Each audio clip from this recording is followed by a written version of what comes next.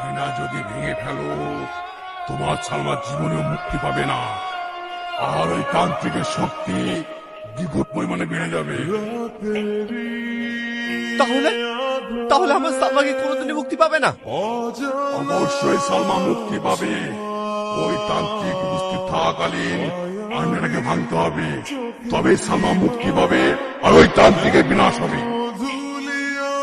তাহলে আমি ওই তান্ত্রিককে কোথায় পাবো? তোরা এখানেই অপেক্ষা কর, ঠিক রাত যখন 12টা বাজবে তখন এখানে হাজির হব।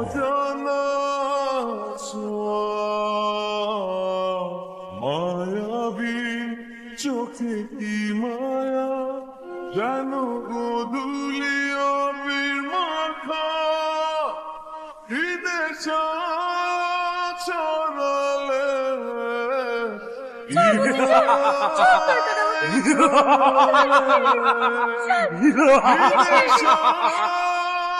ওই তান্ত্রিক, ও যদি অতই ক্ষমতা থাকে তাহলে আমার সামনে আয়।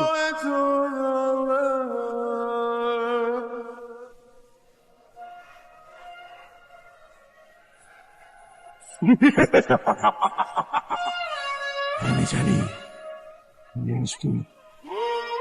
আমি তোর অপেক্ষাতেই আছি।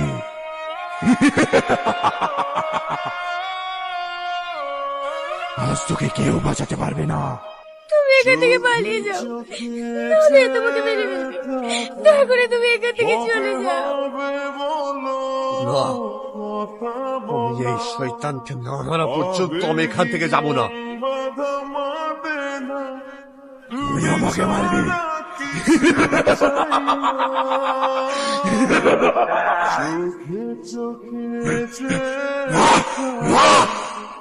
তুই এটা করবি? ওটা ভেঙে ফেলো, ওটা ভেঙে ফেলো।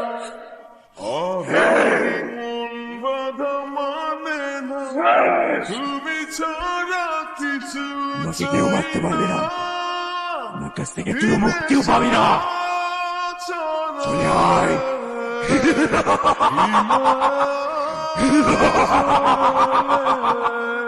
সারফরাজ, ওঠো, ওরে বাঁচাও।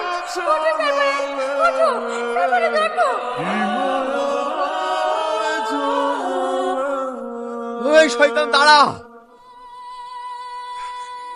না না না,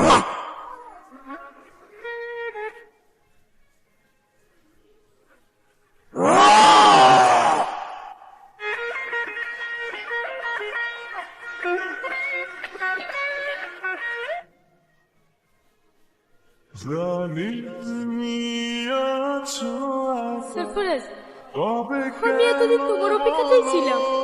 আমি জানতাম তুমি একদিন না একদিন আমাকে এই শয়তানের হাত থেকে মুক্ত করবে। সালমা, আমি তোমাকে আর হারাতে চাই না। হারিয়ে তো আমি অনেক আগিয়ে গেছি সারফরাজ। কিছু ভালোবাসা এমন হয় যাদের ছেড়ে দিয়েই বাঁচতে হয়। যে ভালোবাসা আমাকে মৃত্যুর পরেও ধরে রেখেছিল, সেই ভালোবাসাই তোমাকে একা বাঁচতে শেখাবে। শুধু আমি একটু আগে চলে যাচ্ছি, আবার দেখা হবে অন্য এক জগতে। ভালো থেকো সারফরাজ।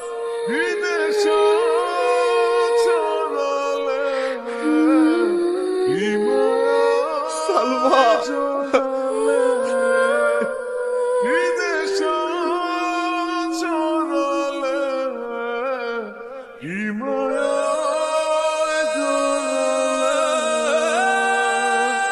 Nothing